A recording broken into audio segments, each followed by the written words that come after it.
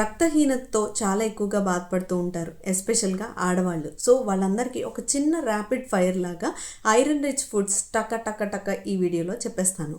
అందులో మిల్లెట్స్లో ఎక్కువగా ఐరన్ ఉండేది సజ్జల్లో, పప్పు దినుసుల్లో ఎక్కువగా ఉండేది ఎర్రకంది పప్పు, నట్స్లో ఎక్కువగా ఐరన్ ఉండేది జీడిపప్పు కాజు నట్, ఫ్రూట్స్లో ఎక్కువగా ఐరన్ ఉండేది మల్బెరీ, సీడ్స్లో ఎక్కువగా ఐరన్ ఉండేది పంకిన్ సీడ్స్, ఆకుకూరల్లో ఎక్కువగా ఐరన్ ఉండేది తోటకూర, ఇంకా వెజిటేబుల్స్లో ఎక్కువగా ఐరన్ ఉండేది బీట్రూట్. సరే, ఇవన్నీ నాన్ హీమ్ సోర్సెస్ కదా, మరి ఇవి మన శరీరానికి బాడీకి అబ్జార్బ్ అవ్వడం కోసం హీమ్ సోర్సెస్తో మనం దీన్ని యాడ్ చేయాలి. అదే వైటమిన్ సి. ఎస్, నిమ్మకాయతో కానీ లేకపోతే జామ, ఉసిరి వీటితో కానీ మనం వీటిని పేరప్ చేస్తే డెఫినెట్గా ఐరన్ డెఫిషియన్సీని ఈజీగా తగ్గించేసుకోవచ్చు.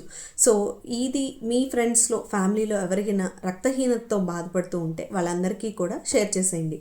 అంతేకాకుండా పిన్నెడ్ కామెంట్లో నేను ఎంత క్వాంటిటీ డైలీ తీసుకోవాలి, ఇప్పుడు నేను చెప్పిన ఆహారాలు ఎంత క్వాంటిటీ తీసుకోవాలి అనేది డీటెయిల్గా ఇచ్చాను, చెక్ చేసేయండి. Thank you for watching.